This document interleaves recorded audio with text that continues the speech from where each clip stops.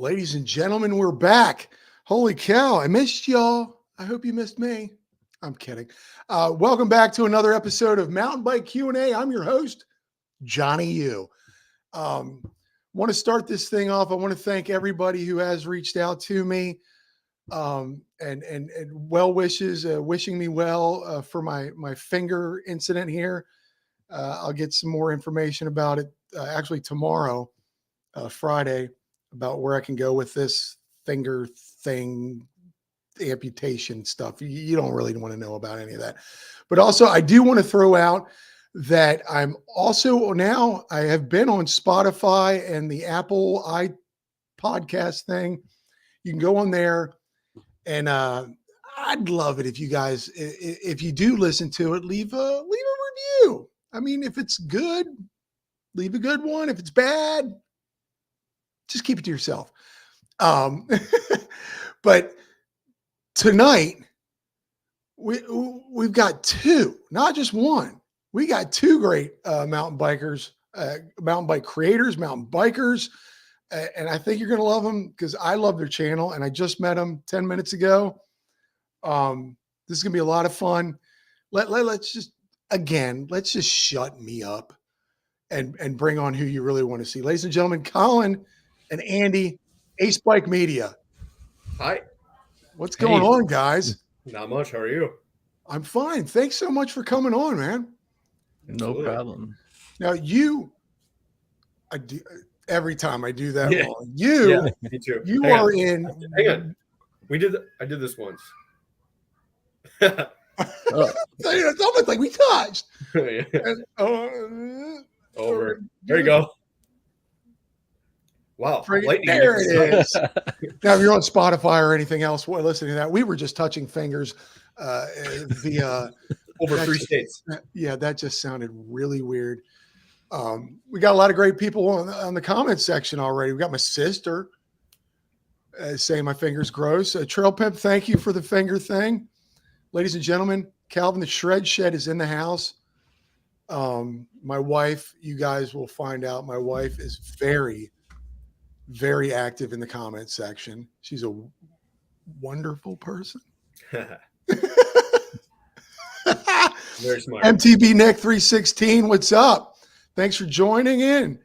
Shred Shed said better than touching tips. I don't know. Debatable. That's funny because him and I almost went camping this weekend, but he backed out. The little Brokeback Mountain thing going on there. And yes, it was a tip. Spokesman MTB, hello, wife. Dude, guys, thanks for coming on. You were on Wisconsin. Yep. And you were in the North Carolina. Yep. Andy. Correct. How's that? Did you guys grow up together? Yeah, we met in middle school, actually, like the last couple weeks of middle school, and then we became friends going into high school. When we were launched into being around more people, we started hanging out and riding. And 2002, the basis 3 of our friendship started in BMX, so it was bikes right off the get-go. Yeah, that's. I got to tell you, man, these long-term relationships, these friendships, they're everything. Like I'm 51 years old, and I still hang out. When I go home to Maryland, I still hang out with the guys I grew up with. Like, those are my guys. Like, I still go home, and I've known them since, birth practically. And that's such a great relationship. How do you guys keep it together being so far away from each other? Constant annoying phone talks all night on the phone. No, it's kind of funny. We actually have like 3 conversations going sometimes. One on text, one on Facebook Messenger, one on Instagram. He would like to communicate on Snapchat, but I'm not on there. But the Snapchats. Yeah. That's cute. Seems like a lot of people went that direction. I got sucked into it. But I mean, Andy's family is still here, so Andy's here a lot. We've been friends for 20 years with, very common interests. Yeah. And, so it's easy to stay connected. And the channel, to be honest, helps us stay connected even more. Like whether we did it or not, we'd still talk a lot.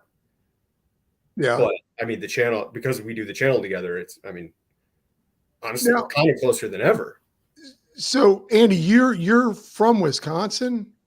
Yeah, I moved to Charlotte about 8 years ago for work, and then the last year, I left the corporate job that I was in, and I'm kind of just doing my own thing. But yeah, I was there for up until I was 25. But I get back there pretty often. Yeah. There's always an excuse to get up there and see family. That's awesome. And now you guys said you started out, you guys, was the friendship through biking or was it just school? Strictly biking. Really? Well, we did meet on a school field trip. We didn't even know each other, and we weren't in like a really big school, but we were on a field trip to Six Flags Great America, and we were in line to get on the same roller coaster, and we started talking. That's how it started. Because literally, we had never spoken a word to each other before that. Yeah. Wow. I love that. You guys are waiting to get on a roller coaster. Next thing you know, you're riding bikes together. Well, I think it was something like Andy had a Fox shirt on. And I was like, oh, well, you either ride dirt bikes or ride BMX bikes, which is cool because I do both. So it's like, probably be friends with this guy. So you guys just started chatting up. Next thing you know, you're pedaling together. Yeah. And like once we went to high school, we were like we were two of maybe 8 people in our school that would ride BMX bikes. Yeah. Yeah. About that. Really? Yeah. Now, were you doing this? Were you riding bikes competitively? BMX? No, like skate park stuff. Oh, okay. And backwoods stuff? Yeah, a little bit of dirt jumps. I had dirt jumps at my parents' house. Okay. Yeah. I was talking, I remember talking, I think it was Brian on a bike, and we're talking about the day. You know, you talk about the day when you used to ride. You know, I had a Schwinn Predator back in 1982. And you talk about these stupid names for these trails. We had the Gorge, we had Hell Track, and we had Dead Man's Hill. Oh, I think those are all pretty sick names. Yeah, those are perfect. Those are great. What were your trails called, Collin? Yeah. Like at my house? Yeah, right? They didn't have a name, did they? I didn't have names? Yeah, I mean, it was I was pretty much the only one who rode there. I kept it pretty to myself. Like once in a while, Andy would come, and that was about it. I just build by myself. Our local trails were called the Bajas, but we never. I don't think we ever even rode there. We're from a very small town, actually, so there wasn't a whole lot to do. So it was cool to find some other people that rode at the time. This is. I love going back and thinking back in the day because I don't remember a time when I didn't have a bike. Same. You know, there were times, you know, like when I first went away to college or something, I didn't have a bike for like a year, but it's like constant, like having a bike, and to see you guys have that in common, like, and you didn't do it competitively. You said you were skate parks. Yeah, we do like ramp stuff, a little bit of dirt jump. Like we would do a couple contests here and there, but yeah, it was that's very few and far between. But yeah, it was mostly just like social kind of stuff, BMX, hitting skate parks, dirt jumps in the woods. But yeah, since I was a kid, probably since I could ride 7, I've always ridden. I think there was a stretch that Andy probably remembers for like 2 years when I didn't ride.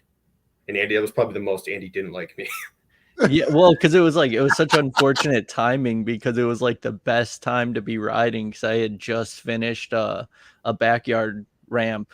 It was a backyard skate park. I mean, it was like 4,000 square feet at one point, and Collin did ride it a lot too, but there was like really a big moment where it would have been cool to ride with him more, but he had a girlfriend, so Yeah, the girlfriend. It's not it, Andy. It was literally these things. I was playing music too much.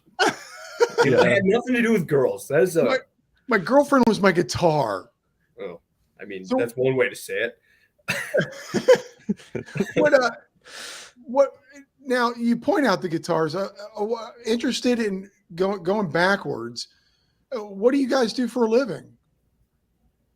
I'm a welder, welding and machining. I've seen that on your that's impressive. It pays the bills. No, I think it's impressive. I've always wanted to do that, and I don't think I'd be very good at it, but it just looks like a really cool.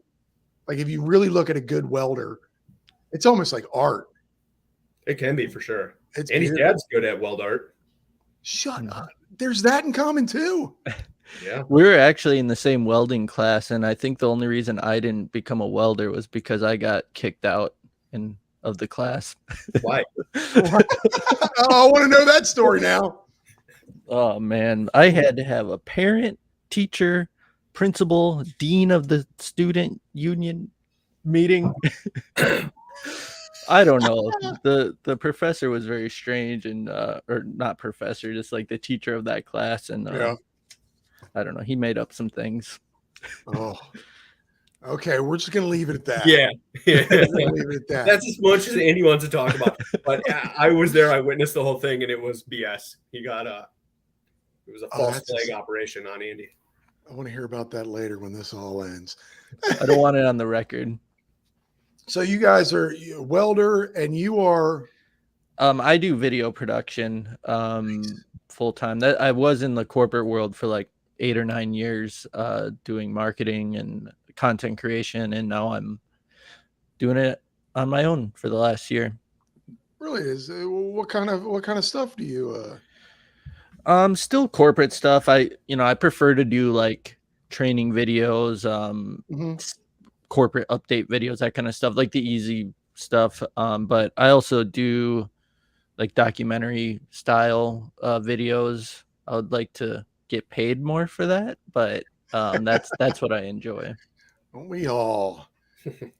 Spokesman says you're living living my life. I had it corporate for decades.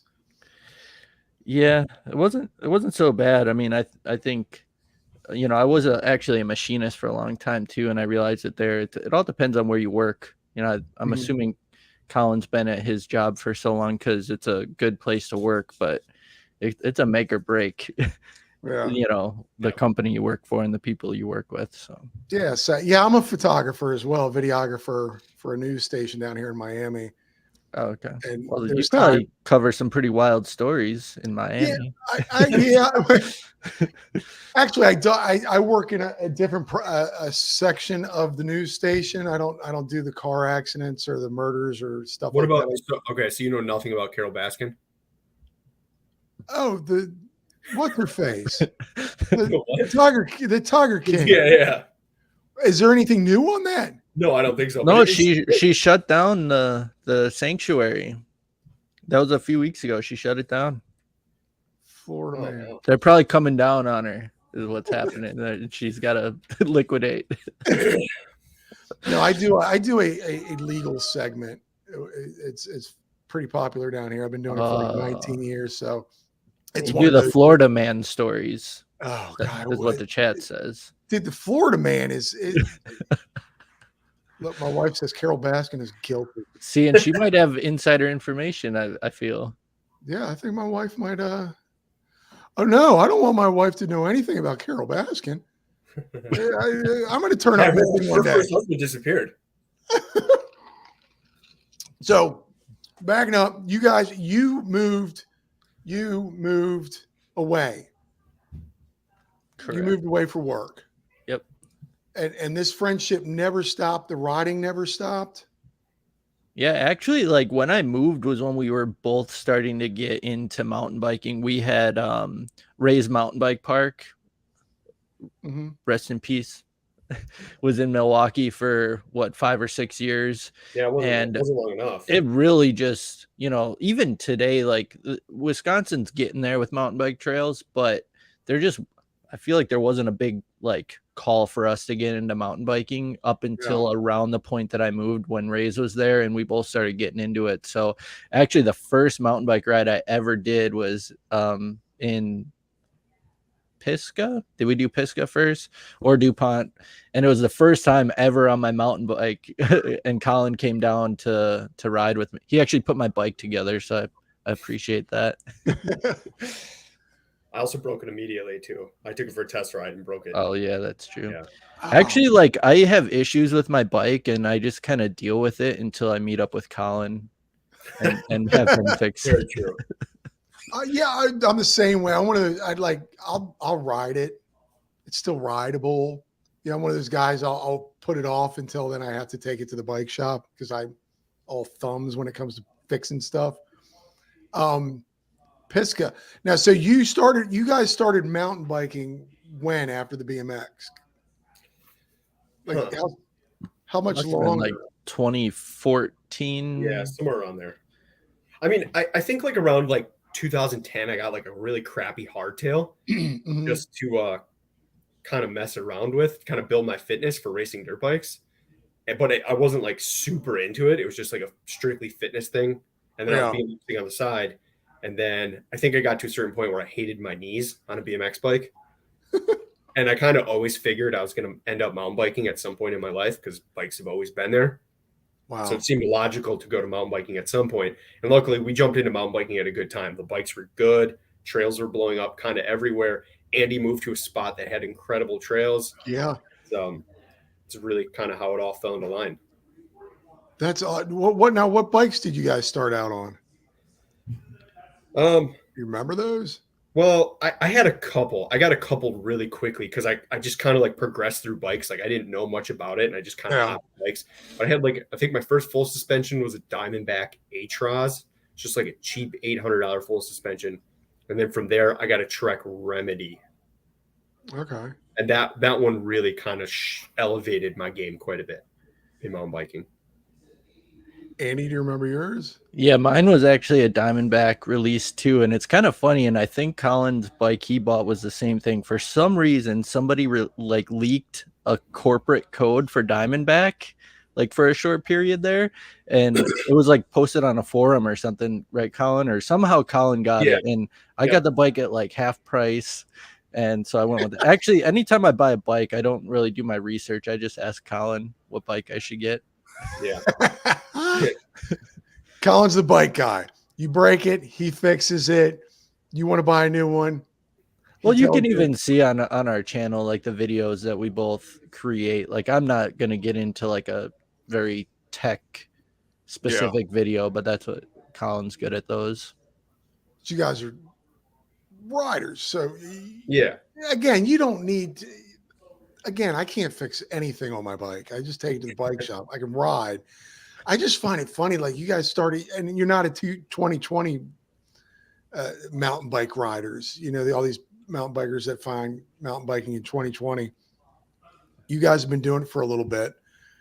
And I love hearing those origin stories of the first bike and stuff like that. Cause I mean, I had a rigid forever because I started like over 25 years ago. It's one of those things. Full suspension. What was that?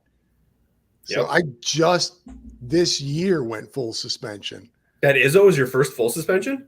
Yeah, my IZZO is my first full suspension because I mean I'm in Miami. Yeah. And I've ridden all these trails for 25 years on a hardtail, but I'm older now, so it's amazing how my body doesn't hurt when I'm done riding now. It's amazing how much more. That rear suspension helps your body. You guys are IZZO brothers. Yeah, we're going to get to that. You like it? Yeah, I like it a lot. I was not sold on it at first. Like, I don't think I'm the best at jumping, but that's what I enjoy is riding jumps and bike park stuff and drops and stuff like that. And I just didn't like it for that at first, but it's such a drastically different bike than the Diamondback I was on. Like just the geometry is so different. So I just had to get used to it, and I like it for everything now. Yeah, I got to tell you, I had a specialized rock hopper Elite that I'm still trying to get rid of before I got this IZZO. And when I rode my first trail on it, there is a difference in riding, of course, but like I was floored by it. I'm like, well, why have I been holding on to this hardtail life? Yeah.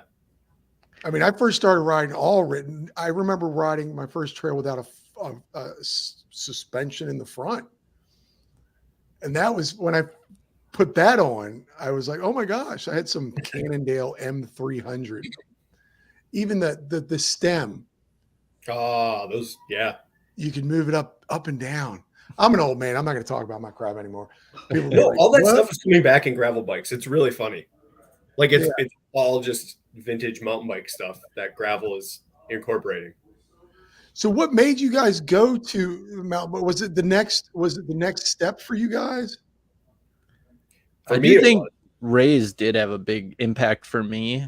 But I think it was just a natural thing. Like riding down Black Mountain today on a full suspension is like one of the gnarlier trails that I ride, every year, other year, whatever. And I feel great at the end of it, just like you were just saying. But I get on my BMX bike and ride a mini ramp for 2 minutes. I like blow out my back. So can you guys still ride BMX? Yeah. No, I mean, I still have my BMX bike. And like sometimes I'm tempted to just like go to the skate park down the road, but I'm like, I kind of know better at this point that it's going to elevate to being in pain quickly.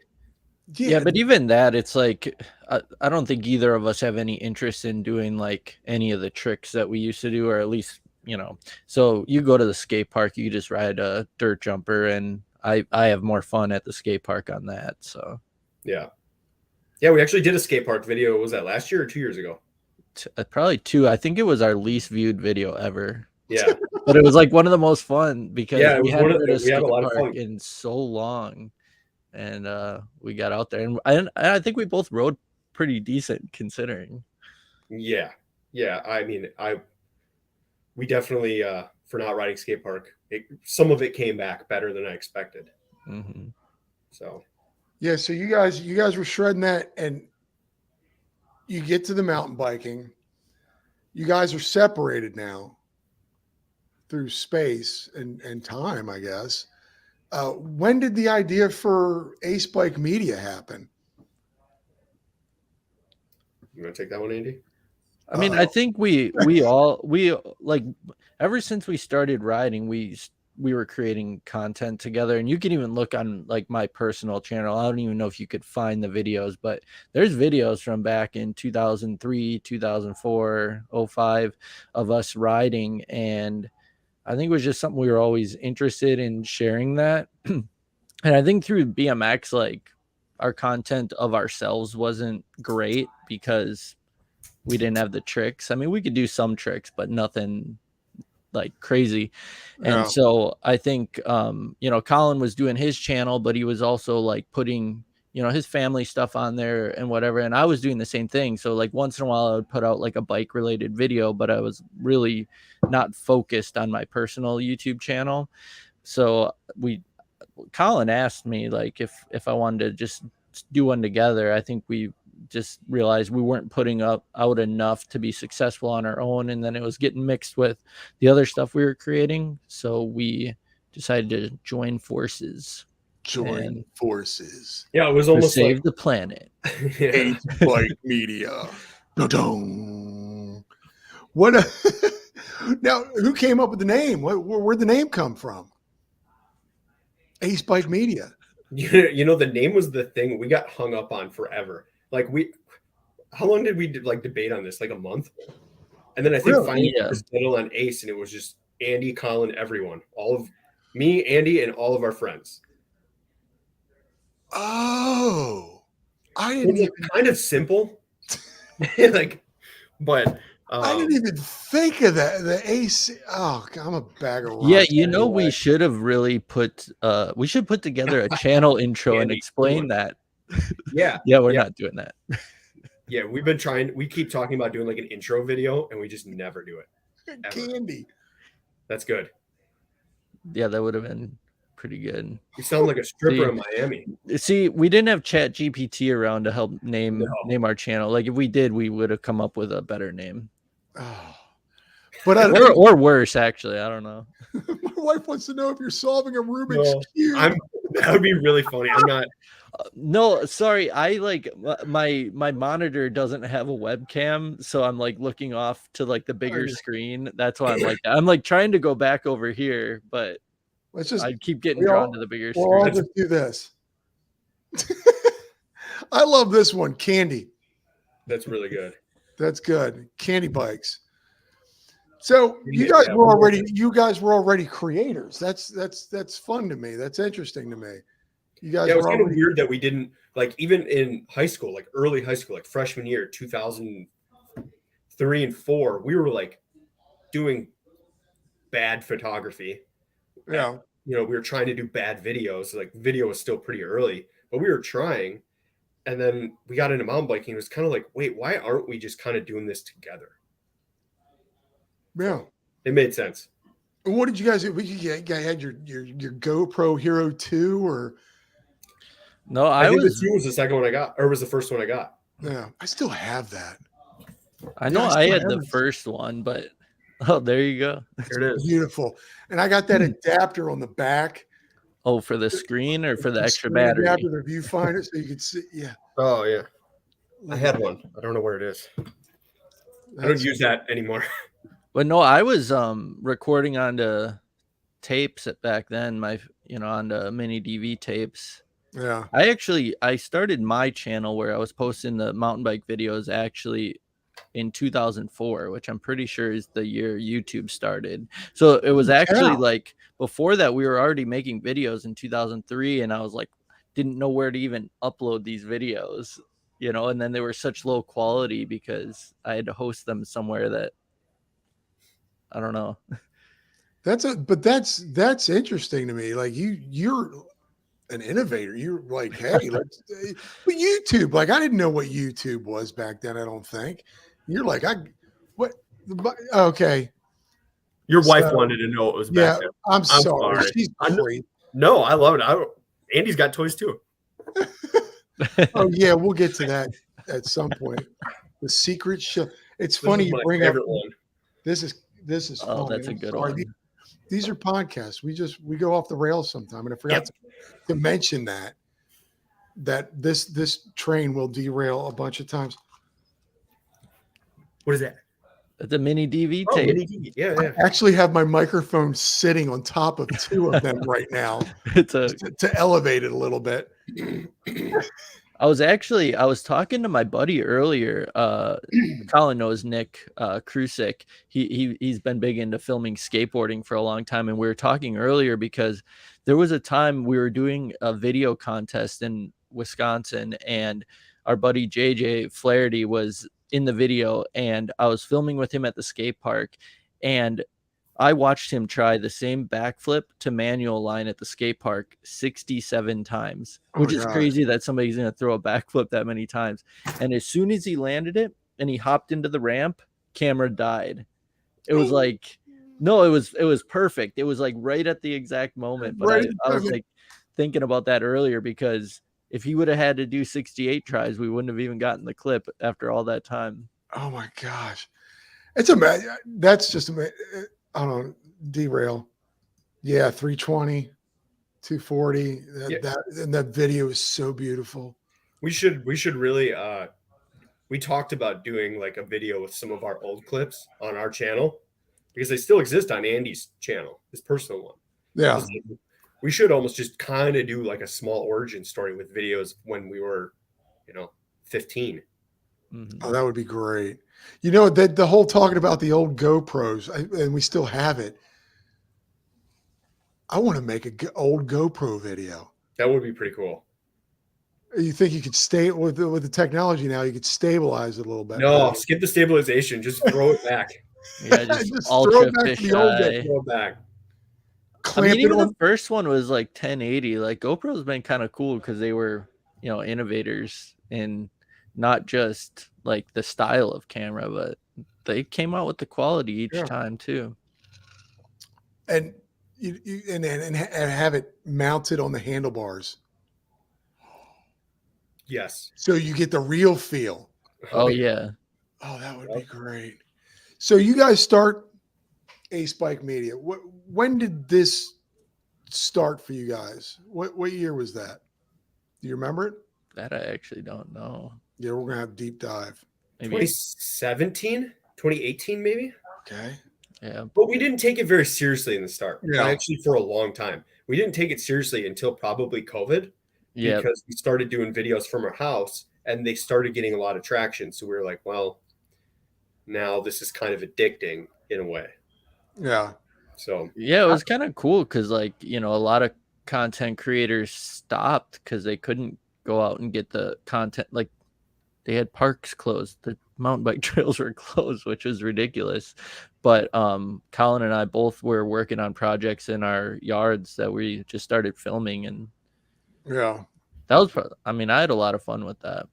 yeah, And so, like hearing from people around the world, like thanking us for the content when there weren't a lot of content creators at the time. Yeah, that's. I mean, this channel was spawned out of COVID because, like you're talking about, our parks were closed, Mhm. and we call it COVID. COVID logic. It's like, oh, okay. There were people walking up and down the bridge down the street here. There's a huge bridge, and I took video of it one time. There's people walking past each other constantly during 2020. But like, how close are you on a trail? yeah. And they closed. Actually, I put out a video like, maybe a couple days before everything went into like a serious lockdown. And I went to the trails, and it was really weird. And like in the video, I made some COVID comments, but with like out realizing how crazy it was about to get. Yeah. Like they were just jokes. And then it ended up like being super serious. I mean, treated very seriously. Yeah. And it was just such a weird time. Yeah. It was. I just thought it was weird that, like, okay, people can walk next to each other on a bridge. You're good. But trails and golf courses were closed, and you're like, I'm 100 yards away from that guy. Where am I getting COVID? Yeah. Andy just Andy's figured it out already. He just left. He was like, we made a mistake with this guy. Yeah. Well, anyways, I'm here. No, but my buddy from home, he wished GoPros were around when we were young. Oh, Holy yeah. cow. Actually, I don't. I'm glad cell phones weren't around. I'm glad GoPros weren't around, because I'd be in a hell of a lot of trouble. But so you guys get together, you're like, but you're apart. Yep. We meet, I mean, so like on a good year, we'll meet up maybe 4 times. And Andy, I mean, now that Andy's living in his van, he's kind of up here a little bit more. He's a little bit more flexible. Mm-hmm. So we get to ride like a decent amount. And like, I already don't have a ton of time. Like, I mean, between work and kids, it's like I get some weekends in there. You know, a lot of the riding I do is like my backyard, or like I have a gravel path that goes for miles that's right out my back door too. So that's a lot of it.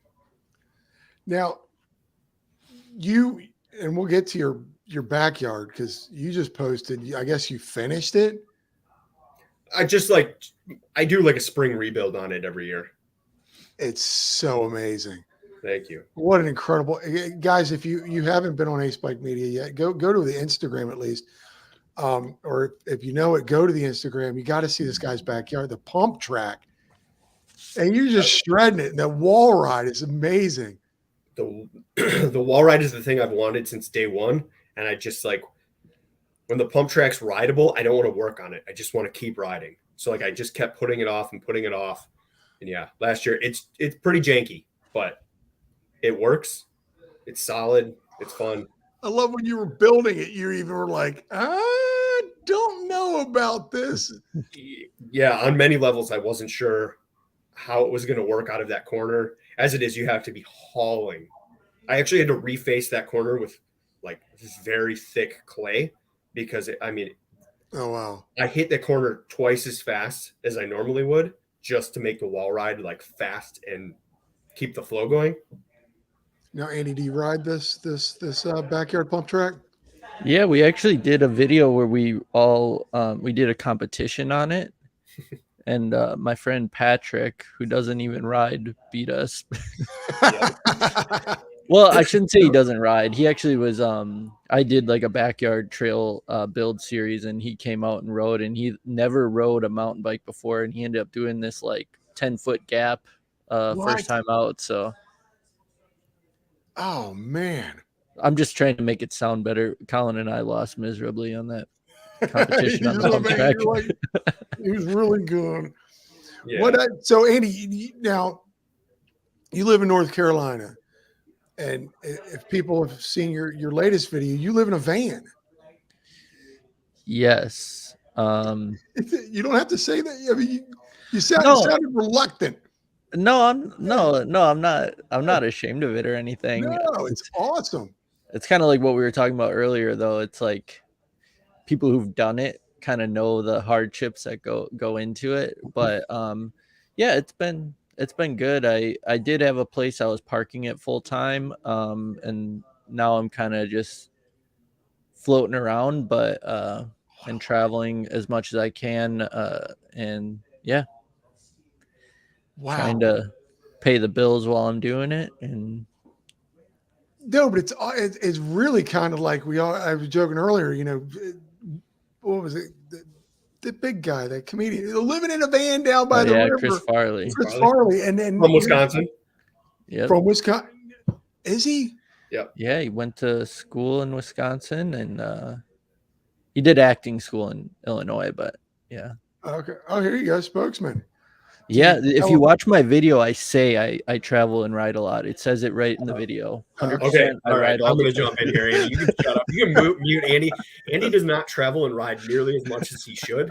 You can even tell by the map in the van. I get so mad at Andy because I'm like just suffering at work, and I'm like, dude, go ride your bike. You can do it. I want to ride right now.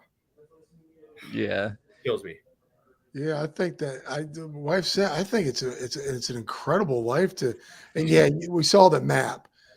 Be the pins, and you do mention that you haven't put up all the pins.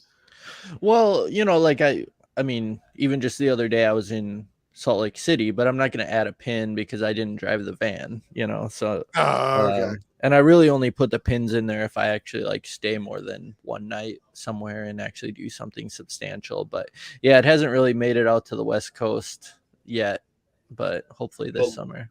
Looks like you should go to Durango. Yeah, spokesman, Durango. Actually, sorry, go ahead.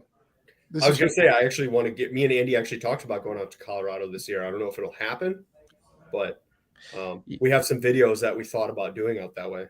Yeah, I got to go there and find my drone that I lost in 2015. Hey, I got the GPS coordinates.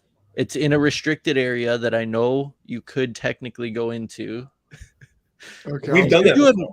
Could you imagine if it was, oh yeah, I'm not going to film that. We'll get in trouble. The internets will not like that. Now, so you live in North Carolina, you live in a van. Yeah. Do you travel a lot of the North Carolina to ride?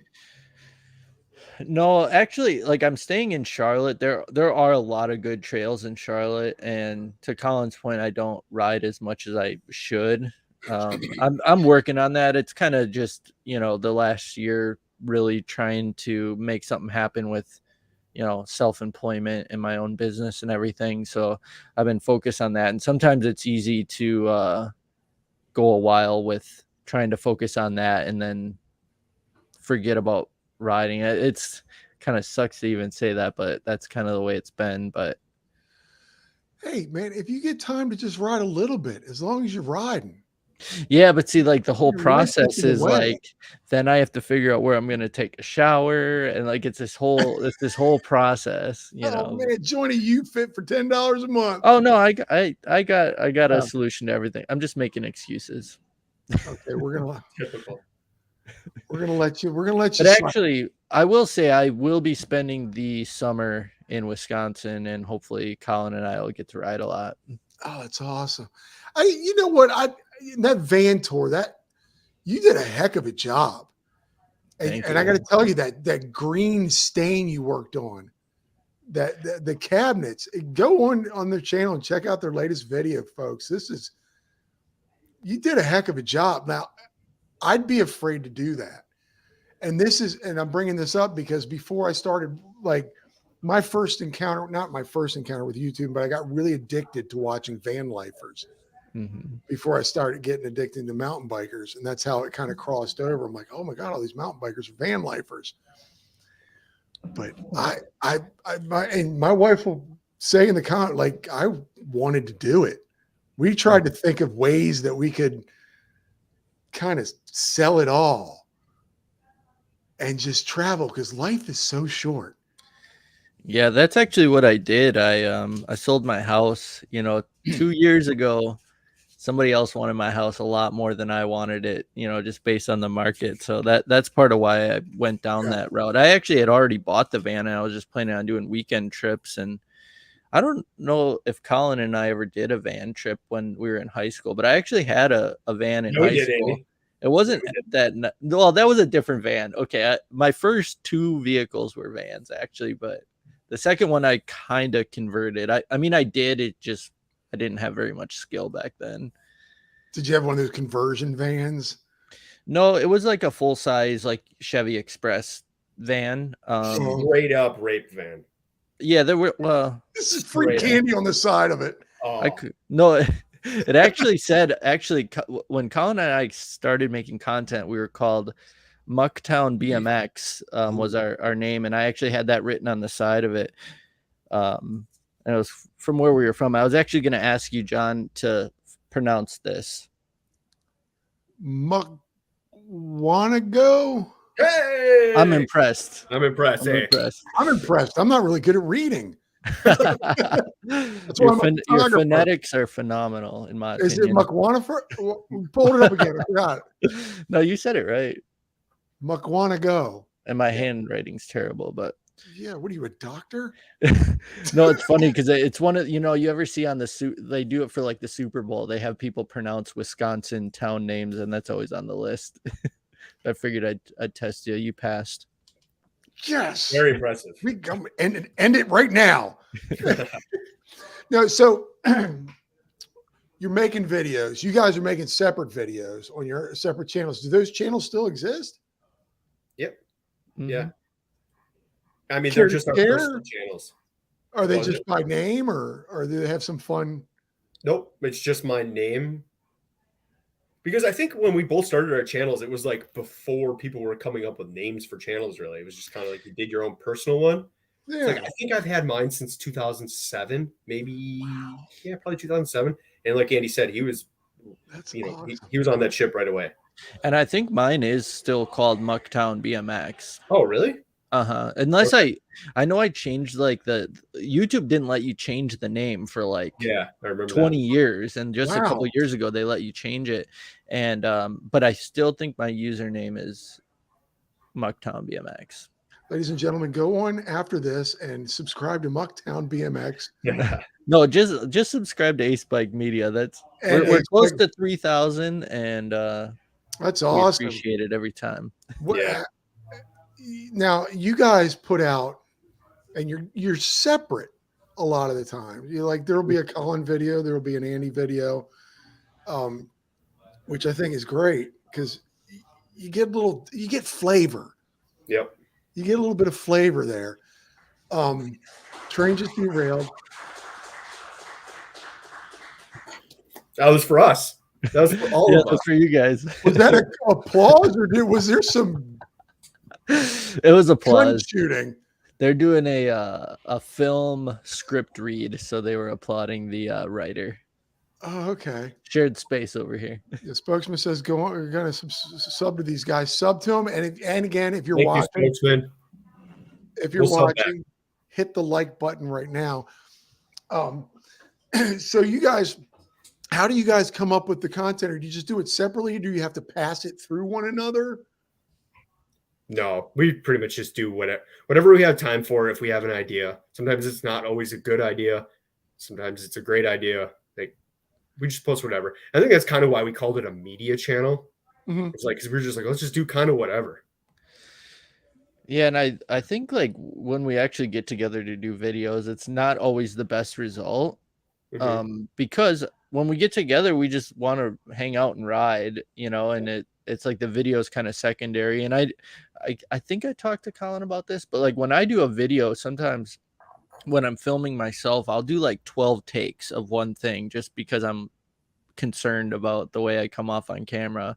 Not for the van video, that was actually natural, but like in general, when I'm doing like a trail video or something like that, I'll make sure I say the things I want to say the right way or the way I feel are the best. But when I'm with Colin, I'll do like 1 or 2 takes and I'm like, I don't want to waste our time. Let's just keep going. So it's kind of interesting.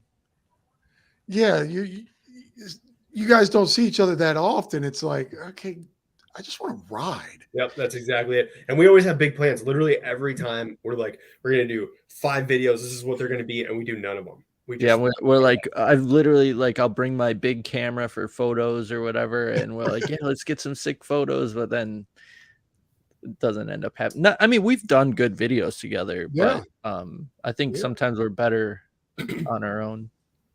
Yeah, I think that might also, again, you guys have this media channel.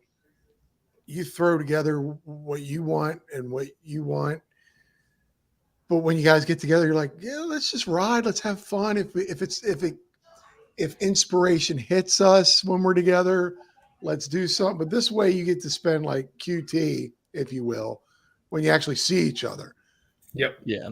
And I think actually the Cyclepath videos are like, Colin came up with that concept, but I think it gives us like something to shoot for when we are together, and we can come up with a ride that fits like that format, because we're both into that like a lot. Like I said, or like it might have been off camera, but we don't always like creating the same type of content, but that's one project that we've come together and we both enjoy, working on those story driven videos. Yeah, you brought it up. I might as well run with that ball. Folks, they have this series. If you don't know who they are yet, they have a series called Cyclepaths. Talk to me a little bit about this. Again, like I said earlier, it's like a docu-series style. It's not just a POV ride. There's something more.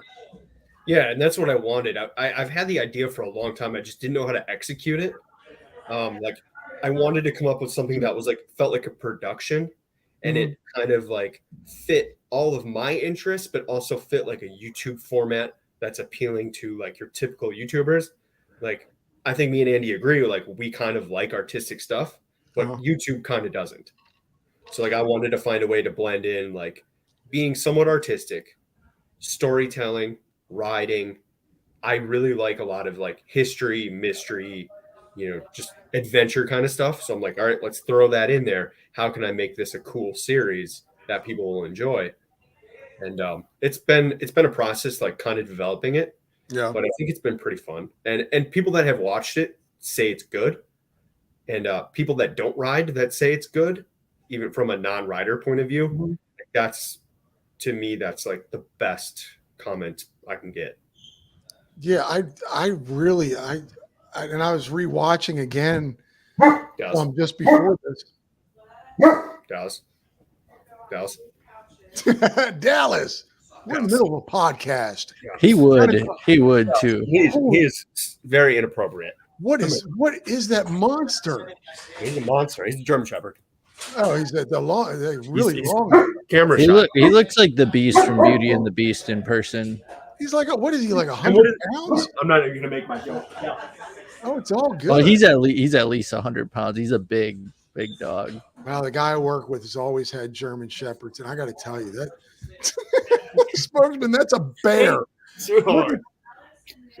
Oh, scare the hell out of German Shepherds. I was saying the guy I work with has always had German Shepherds, always named them the same name. Just they scare the hell out of me. They're full on German. They're police trained. German Shepherds have always scared me as well. My wife was into them, and she was like, "That's what I want when we get a house." And I was like, "That's the one dog I don't want." And now I love them. They're cool. He's a very loyal dog. Yeah, but that's a beast. How much does he weigh? He actually weighs like 90, 95, 90, 95. Oh, okay, I'm not scared now. He's a lot of hair. I'm not scared now.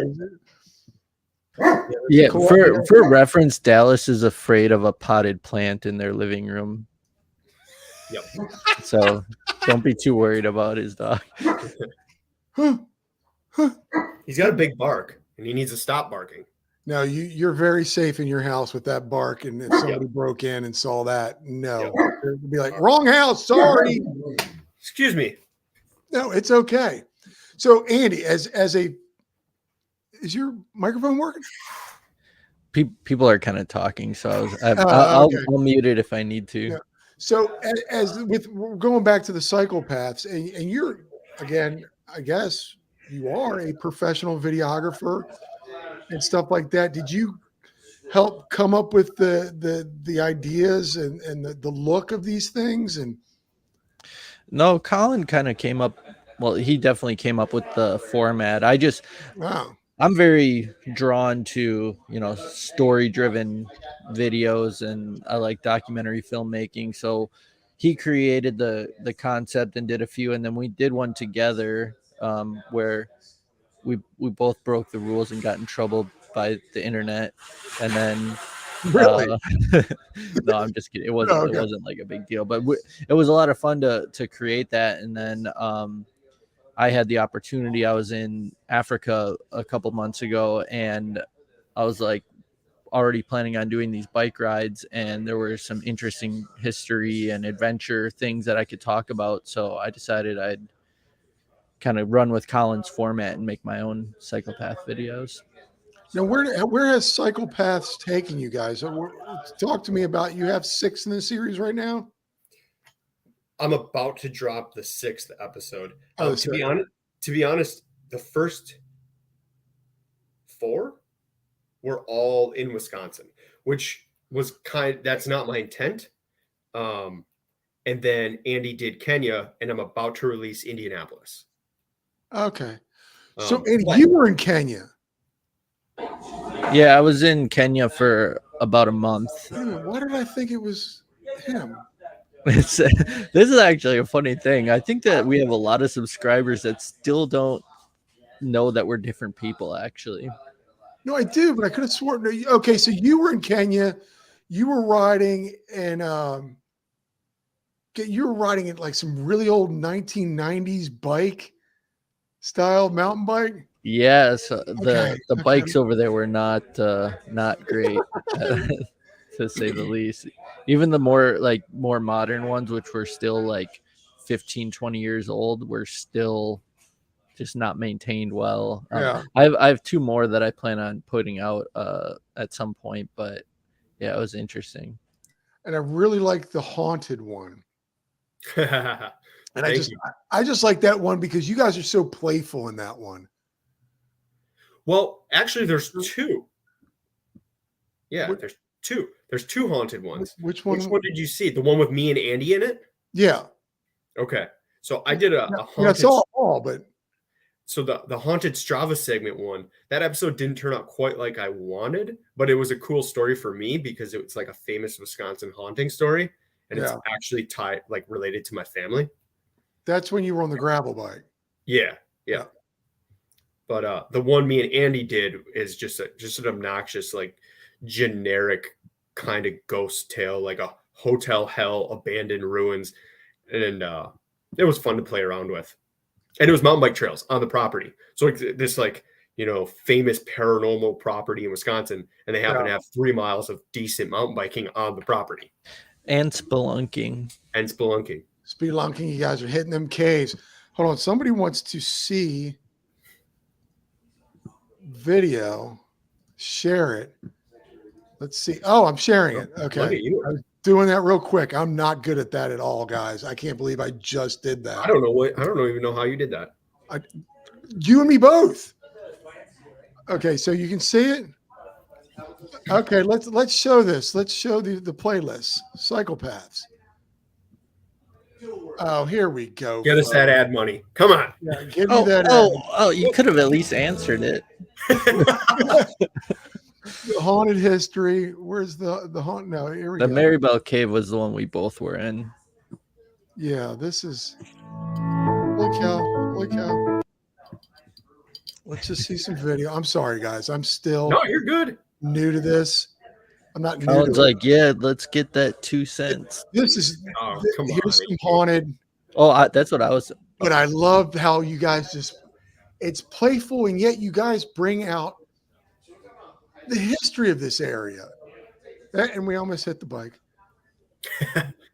Yeah, I mean that's something I want to do because, like, I mean, we've done it, we still do it. There's a lot of POV footage out there. Yeah. Like you can see POV footage of any trail, but then we wanted to build something that was like a little bit more entertainment based. I mean, look at this. You guys are breaking out drones. You're. And Look that at shot this. got me in trouble.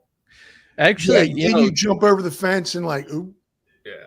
Collin actually might have forgotten his pitch for this series earlier, actually, because his like when he told me about it, he told me that his idea was like, I ride all these cool places, and they're like, actually, when you're traveling with Collin, you'll see he'll stop at like historical markers all the time, and he's like, how come we ride past or next to or around all these like interesting things when we could be stopping and enjoying them? And I think this was a cool place because not only did it have the paranormal history, but it also had the world's largest bird nest, and it had It had like a huge eagle's nest or It something. was a big ball. Yeah. The park ranger like walked up to us to tell us about it. It was pretty funny. But I loved listening. Like, do you write this stuff out, or do you just shoot it and then go back and write it out and figure where you're going with it? I mean, I do try and mix some stuff like on the fly on camera, and then script a lot out at home. Do a lot, like kind of mix it, blend the whole thing. This episode that I'm doing in Indianapolis, it's going to be exclusively voiceover because I don't know if you saw that meme I posted earlier. It's hard to find things to talk about in Indiana. Yeah, I saw that. Yeah, and I didn't know if I was even going to be able to make an episode, and we ended up. I'm pretty happy with what I have going, so it should be a cool episode. This is where I got in trouble, right there. Oh yeah. Well, it does say trail closed, Andy, and I don't know if, but that was a little janky. Yeah. But I will say too, like on these videos, it does take a long time. And I do enjoy it, but like compared to some of the other videos, these take a long time. And I think it's worth it, but it's just like, we are giving history and, sharing information that needs to be fact checked and researched and all that. So it just takes a while. This is the cool one. That you were in Kenya, you're riding. This is great, folks. You guys got to go on and check. Yeah, I guess that is you. I don't know why. Maybe I'm just watching too much. And if I cut my hair, it's going to be tough for you. Don't cut those luscious locks, sir. That would actually be funny, Andy. If I cut my hair and then the next time we do one together, I introduce myself as Andy. Would be like Matt and Jono. Yeah. Look at that, but that right there is my first stem on my Cannondale. Yeah, I was gonna I thought about that when you mentioned that, because I actually like in this episode I rode like a ditch, because I mean I had to. It was like a drainage ditch, and the handlebars moved like 2 inches. That is awesome. Look at those little itty bitty baby handlebars. Fisher Price, my first handlebars. Oh my God! Look at this one. This shot right here. You guys are walking up. You're holding on to it. Oh, now how was Kenya? Tell me how was Kenya this time of year? Oh, it was awesome. And actually, the cool thing is, I guess I could spoil this, but I hope everybody goes and watches Cyclepaths because it was awesome. But this was actually, this ride was the last day of a 7-month drought in Kenya, and the rain actually came in the middle of our ride. And it was so cool riding back and seeing like the animals rejoicing and seeing the Pumbas clean, because they were normally covered in mud, and like then they were clean, and it was incredible. The thing I didn't realize about Kenya is like even in Nairobi you're at like 5,000 feet of elevation, and where I was staying, it was 8,500 feet of elevation, Ooh, just like at the town man. level. And it was a little rough for me as far as like the elevation and everything. And the cows, they're really ruining the ecosystem over there a little bit, but Really? we don't need to get into all that. But Look at it was that. so much fun. It was like just to see everything there. I know so many people that want to go to the Caribbean or Europe or whatever, and I've been to some of those places, but more people need to get out to Africa for sure. Yeah, 100%. I'm dying to do a safari with the wife. My in-laws Yeah, just went this past year, you and got to do it it. looks amazing. Look at this rig. Oh, look at that. That's high priced right there. Oh yeah, and I was talking about it. The bar end was exposed, no bar end, and I still have a scar on my stomach from BMX days. Oh, and hold on. Look what big money gets you out there. You were riding. Yeah, Look at that. so that was my girlfriend's bike. At least it was a Trek. Oh, So okay. she That had was that your going girlfriend's for bike? her. But later in the video, her derailleur literally got stuck in the spokes of her bike. Yeah, I remember seeing you guys trying to fix it. Yeah. Oh, But so but there yeah, you have it, folks. Cyclepaths. You got to check out these things. And again, they're so well done. I mean, again, do you guys bounce the scripts off each other, or just again, it's just single? I'm There going to have put been this times out. when we've asked for like advice, but we're usually pretty independent on stuff. yeah, and I'll usually send Colin some of my videos before I share them, mainly to get his second eye in case I made a mistake. Yeah.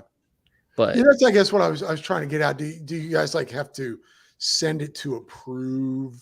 No, no. I think we both have quite a bit of trust with each other. I'm just happy when Andy posts videos, to be honest. Oh, Amy, I'm sensing that you're slacking here, buddy. He's a busy guy, I know. Yeah, The thing is, I want him riding. I want him to ride because I know he needs a ride too. It helps you out mentally. I'm missing out, man. Take advantage of it. I hope this summer, like when he comes up here, we can do like a couple day trip. And we talked about doing a like a Cyclepaths trip where we do like 3 or 4 days and we film 3 or 4 episodes. And it might take us a while to edit them because, like I said, like some of these episodes, like I'll go slow, but it'll still take me a month to be happy with it, or more, 2 months. So you guys are missing out on Bentonville. Oh, don't get me started on Bentonville when we're talking to Colin. Uh-oh. I'm just gonna slowly back away. No, I'm just kidding. He's opened his mind to it. He's willing to go. Years ago, he wasn't. I'm trying to plan to do a Cyclepaths there. Yeah, they say there's some good mountain biking in Bentonville. Yeah, but I like, as far as like what I would do a video on, like a Cyclepaths episode, I wasn't like super impressed. Kind of like Indianapolis, like I wasn't like, oh wow, this would be really cool to talk about. I did find one thing, but I'm gonna absolutely need permission to go there, and I actually think I could get it, but we'll see. Yeah, I'm dying to go. I'm dying to go to a bunch of places since I've started this thing. I've met so many great people, and I wanted to go to Sedona.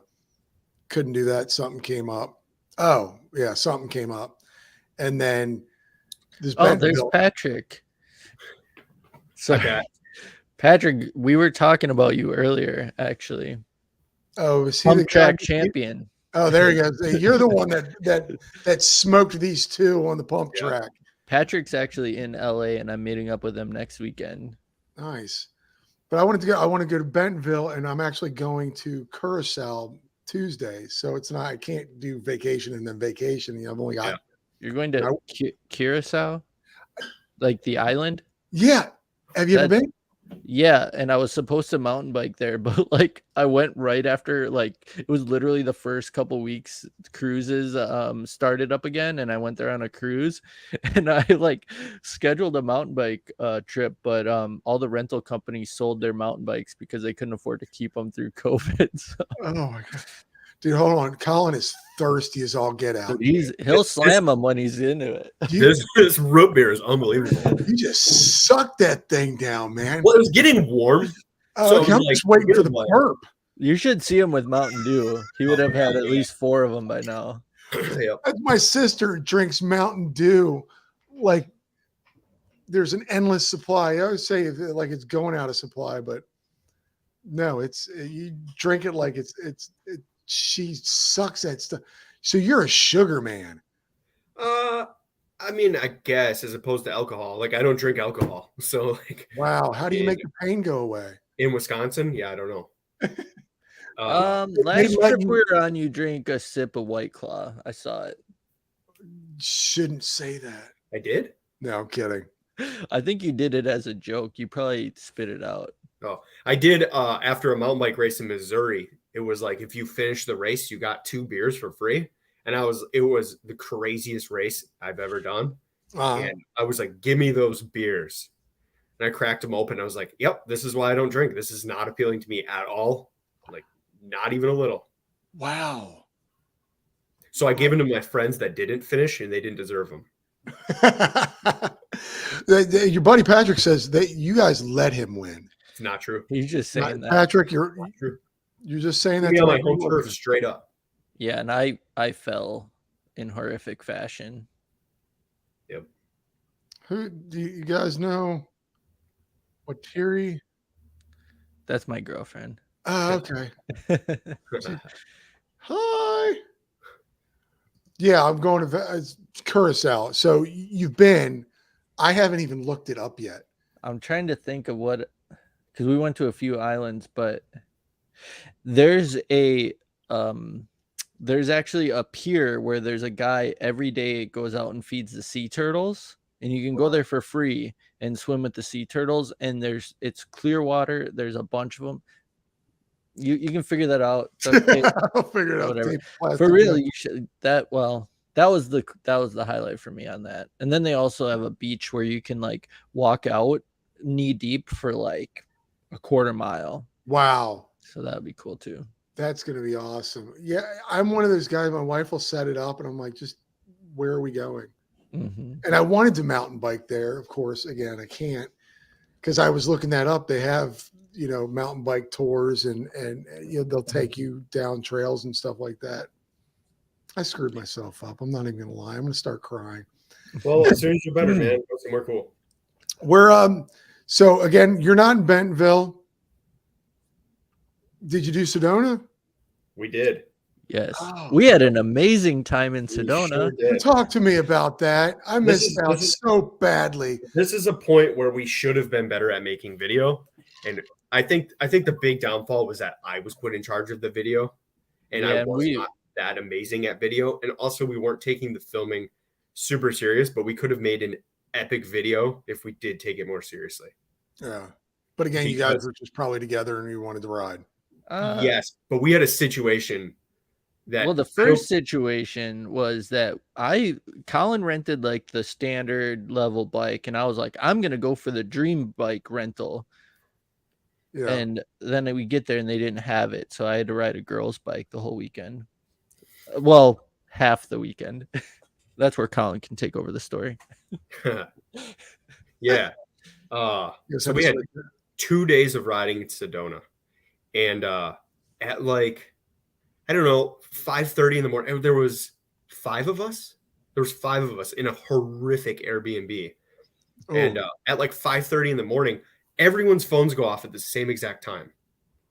And it was a warning. It was like one of those. It was a flood warning. Yeah. And we all collectively looked at our phones and were like, yeah, okay, thank you. And put our phones down. We all went back to sleep.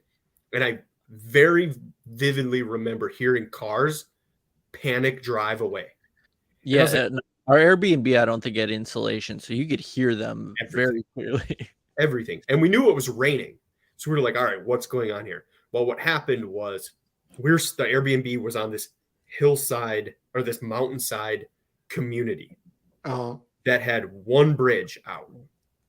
Oh, wow. And all of the snow melted in Flagstaff and came through the canyon that the bridge was under. So when we got up, we were trapped in our Airbnb. Yeah, and The then bridge washed away. No, the No, bridge the- was there. It was under like 2-3 feet of water. like rushing water. Yeah, it's crazy. So you couldn't cross. Not No. at all. Someone said So that you're this happens stuck in like a once. horrific Airbnb that you didn't like. Yeah, John and I became friends. Actually, there were two Johns on the trip, but one of the Johns and me became friends. Well, we all kind of did with one of the people next door, and he was like a tour guide in the area. And he's Mhm. like, "This is so amazing. This only happens one day every 3 years." And you're like, oh, goody me. Yeah, we all have a flight tomorrow morning. Like John and I had to go to the neighbor's house and like barter for food because we had We had nothing. nothing. We didn't expect the situation. We had no food in the house. We had basically no water. Like we're just like, we went to bed, like we mountain biked until almost dark, got food at a restaurant, went back to the Airbnb, and we're like, we'll be up and riding at 7:30 in the morning, 8 o'clock. Yeah, we were gonna go to the 201 omelets place or whatever it was. Yep, coffee pot. Great Coffee breakfast. pot. What do they? Sorry, I had a dog thing. I got a dog doing one of those inner sneeze things. What's he doing up here? So the stretch that was this year, right? No, that was actually 2018. Oh, 2019. 2018. Okay, I thought that was this year. No, Because it was snow doing it this year. yeah. And the funny thing was about that day. Well, it's funny now. It wasn't funny then, but that day the weather was beautiful, and we were on Instagram like looking at all the other people riding, and they're like, "This is the best dirt ever," because like they needed the rain, but we couldn't ride it. Like, and we actually hiked to the top of our like neighborhood. We were kind of like there was like a little mountain, and once you got to the top of this hike, you could very clearly see a Dairy Queen. And I don't think any of us think Dairy Queen is our favorite restaurant, but I'll be damned, we all were really wanting some Dairy Queen at that No, moment. dude, it was so bad. We were choosing who was going to be eaten. Well, it was clearly Jonathan, right? We were in discussion of who was the first. It was Jonathan. It had to have been. He was the biggest one. Yeah. Yeah, but sometimes that's not always bad because if you're going to eat a lot of fat with me, you want to get the slim guy to get the protein. No, you don't. You want. And it was a shame that he was the biggest guy on the trip because he had just finished his like he had just become a doctor, and we were gonna have to eat him. All that years of his life wasted. This is getting morbid now. We're going from mountain biking. We're talking about cannibalism. Hey man, Speaking of how cannibalism, many mountain bikers have you met that were trapped on a mountain? Exactly. it's a Wisconsin thing. The cannibalism, Milwaukee. Collin put it in his video, Cyclepaths video. I cut a lot of jokes out. A lot of cannibal jokes got cut out of that episode. Oh, that's funny. So here you go, Patrick, your boy Patrick. Some film in LA that's playing in LA. Oh yeah, I got a documentary that is kind of making its run in the festival circuit, and it's playing in Hollywood next week. Nice. That's why I'm heading out there. Is this something we can look forward to at some point? Yeah, it's about actually Colin referenced my dad makes artwork, scrap metal artwork, and that's kind of what it's about, and his journey through life that led him to being an artist. Oh, that's cool. Holy cow, to make a documentary about your own father. That's really interesting. That's got to be like a passion project. Junkin. I love the poster. I love the pose. It's That's a good awesome. documentary. It's very good. Oh, I can't. And so it's making its way through the circuits. Yeah, Has it been? What's that one in Salt Lake? Sundance. Yeah, no, I didn't. Then there's submit Slam to them. Dance. Yeah, I didn't submit to those. I've kind of been focusing on documentary film festivals and ones that are focused on mental health. That's awesome. Oh, Well, will there be a way for us to be able to view it at some point? later this year, yeah. I'll make we'll share something like somehow through like maybe the Ace Bike Media Instagram if people want to watch for it. Oh, that's awesome. I love documentaries.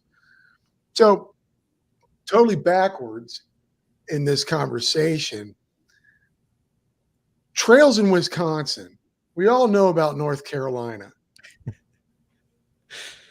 Talk to me about your favorite trails out there. What's the riding like in Wisconsin? It's not Collin amazing. and I did talk about that today, actually, when you told me that I should go ride. Maybe it was yesterday.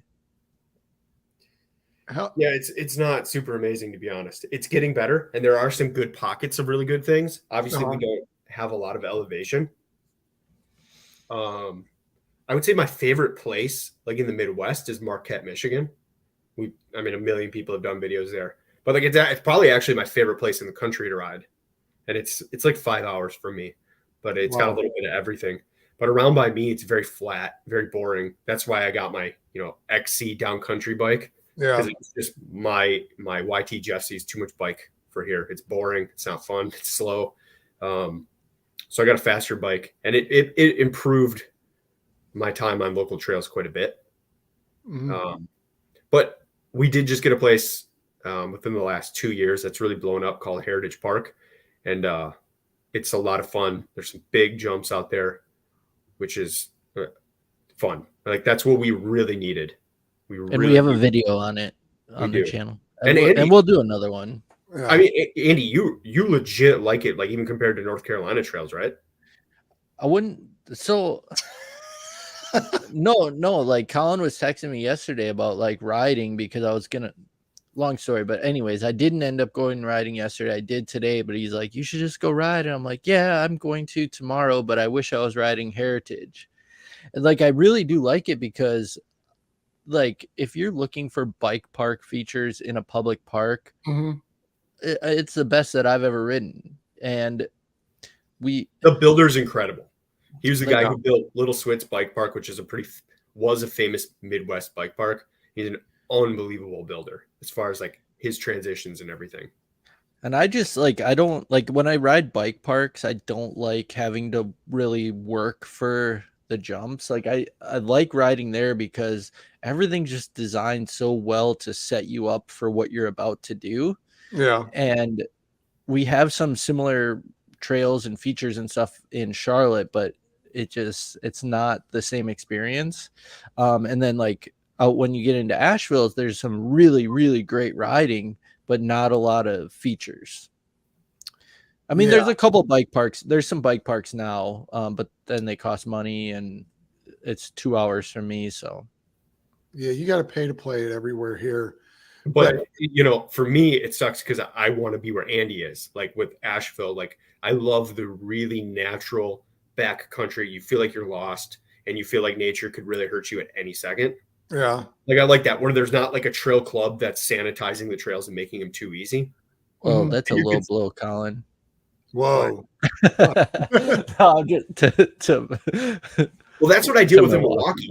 Like there's clubs in this area that will like cut roots out or like divert a trail around some roots, go take some rocks out. And it's like, guys, I mean, do you want me to road bike here? Because I will.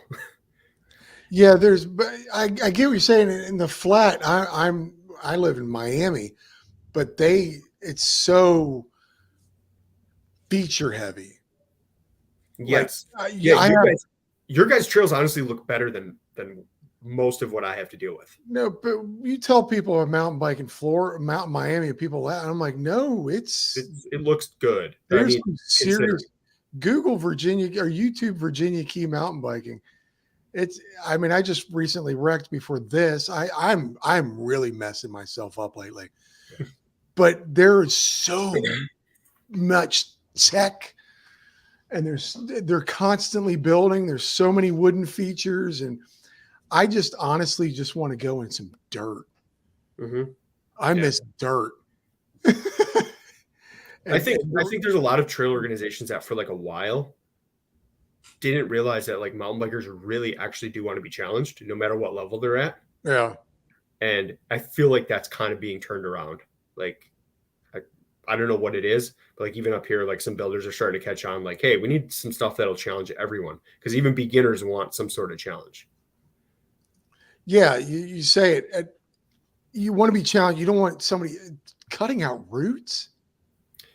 Why do you even have suspension if you're going to cut out roots? Who are these people cutting roots? Yeah, Yeah. yeah. It's a local club, and they actually have been kicked out of a few parks now. Oh, wow. About time, Mike. Haha, Mike. Hi, Mike. Who? This guy? Yeah, You mean this guy? that guy. Man, hey, I just want to throw it out there and take all the credit. I appreciate everything that Mike has done to bring the community together. I really do. And I remember during COVID, I came across one of his videos and I was like, I like this guy's videos so much that I'm gonna shout him out in one of my videos, which we weren't doing. That was kind of short-lived, Colin. We should have maybe owned that a little bit more. But I was like, I'm gonna shout this guy out, and then it just kind of like led to us, talking to Mike more and Mike I set think up a big Instagram group that introduced us to a lot of people, including Shred Shed. Yeah, I mean, it was kind of just cool how that all worked out and everything. Because like I just was like, people were like thanking us for the content during COVID, and I was like, there's other people making good content too. Here they are. So, well, wasn't that nice that you guys are a part of an Instagram group? No, it's I'm just kidding. I know about it's deactivated, but we haven't used it.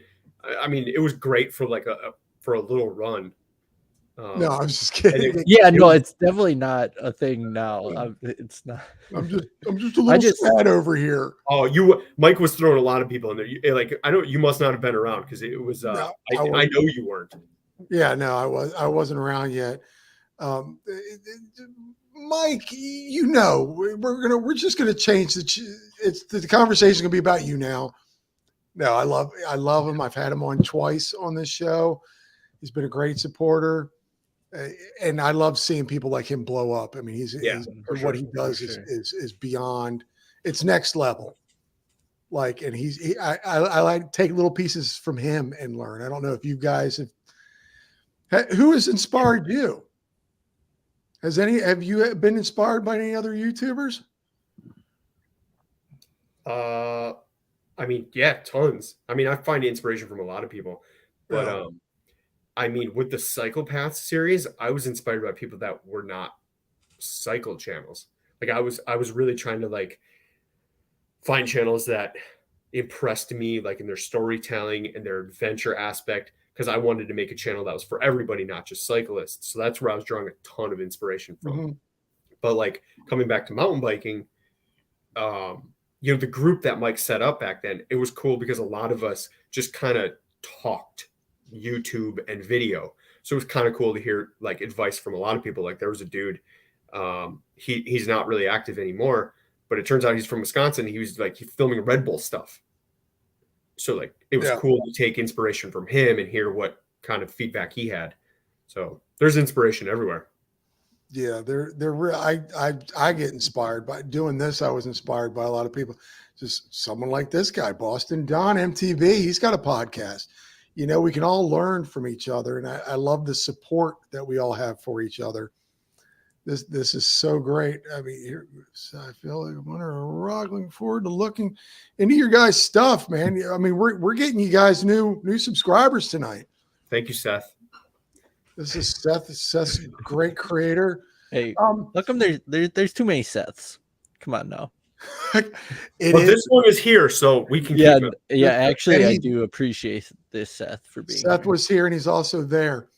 Isn't that weird, though? Yes. They're really, there's Seth. Never heard of him. And then there's this Seth. Who's Seth? And then there's the backyard trail builder. Oh, Seth. yeah, he's cool, but I don't know about the other guy. But ladies and gentlemen, this was the only Seth that was here. It's the only one. So now when you guys started getting traction on your channel,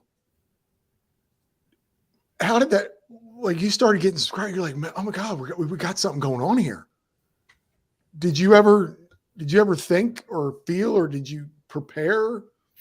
Did you want it? Did you know it? Did you expect it? I don't know what I'm asking here. What I'm asking is you guys just put this out for fun, and then all of a sudden you're like, oh, we're getting some traction. we're getting subscribers. We got to keep doing this. Did you feel any kind of pressure? I'd like to hear what Andy has to say on it. I mean, like I had been creating content on YouTube, and I had a couple videos go viral, like 500,000, views. So it was kind of interesting starting this channel because it was so much harder. Like, not that we were like really like that was like, I mean, we wanted to get to that 1,000 and everything, but Yeah.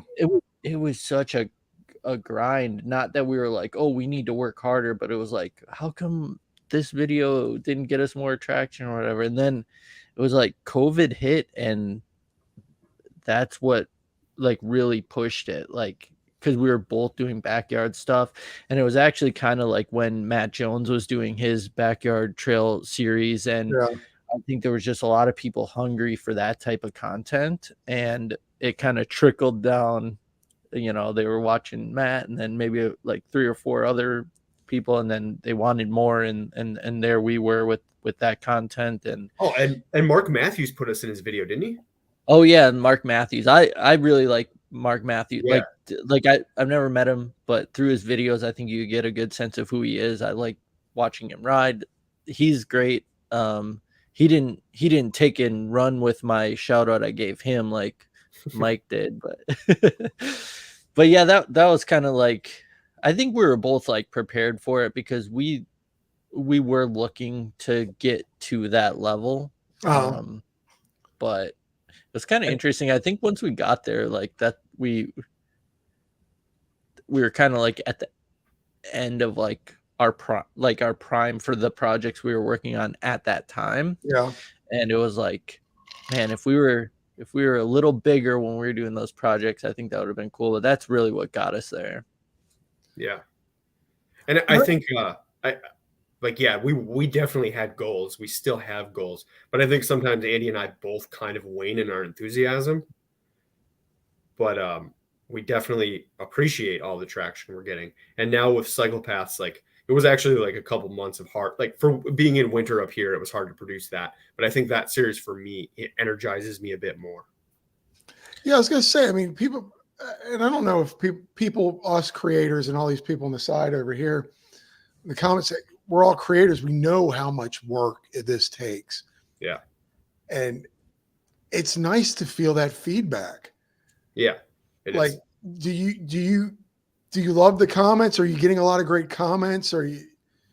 We have a surprisingly, like, I know some people get really heckled.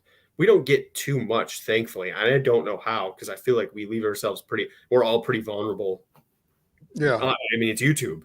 I feel like we both have like some hesitance, like, oh, should we leave this in? And then we're like, I'm going to leave it in and see what somebody has to say about this. And then surprisingly, we don't really like nobody really comments on that. Shorts are where you get the negativity. Oh, really?